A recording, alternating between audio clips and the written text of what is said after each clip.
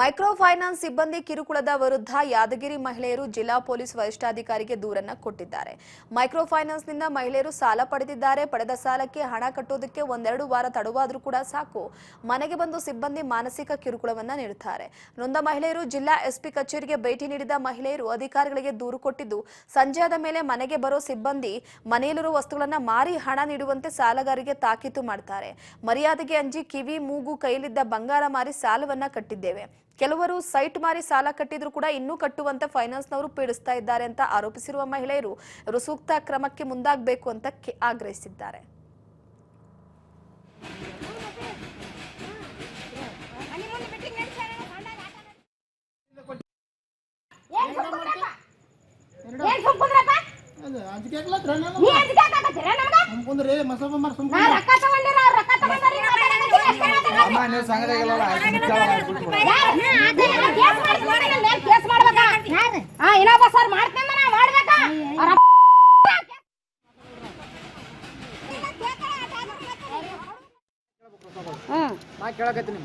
ನಾವು ಸ್ವಲ್ಪ ಇಲ್ರಿ ಸರ ಒಂದು ನಾಳೆಗೆ ಒಂದು ದಿವಸ ಟೈಮ್ ಕೊಡು ಅಂದ್ರೆ ಒಂದೇ ದಿವಸ ಟೈಮ್ ಕೊಡಂಗಿಲ್ಲ ಅಂತಂದ್ರೆ ಹೆಂಗ್ರಿ ನಾಳೆಗೆ ಟೈಮ್ ಕೊಡ್ತೀನಮ್ಮ. ನಾಳೆಗಿನ ರೊಕ್ಕ ಅರೇಸ್ ಬಿಡ್ತದ. ಈಗ ಎದಕ್ ಬರ್ತದ್ರಿ? ಅರೇಸ್ ಬಿಡ್ತಾರ, ಕೆಲಸ ಹೋಗ್ತದ.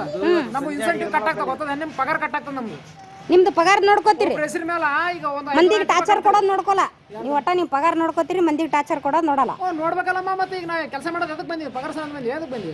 ಅಂದ್ರೆ ಅದೇ ಮಂದಿಗೆ ಟಾರ್ಚರ್ ಮಾಡ್ಬೇಕು ಅಂದ್ರೆ ರೊಕ್ಕ ಬರ್ತಾವ, ನಿಮ್ ಪಗಾರನ ಬರ್ತದ. ನಮ್ಮ ಪಗಾರ ಮತ್ತೆ ನೋಡ್ಬೇಕು. ಅದೇ ನಿಮ್ದು ನೀವು ನೋಡ್ಕೋತೀರಿ, ನಮ್ದು ನಾವು ನೋಡ್ಕೋಬೇಕಿಲ್ರಿ. ಮತ್ತೆ ಖಾಲಿ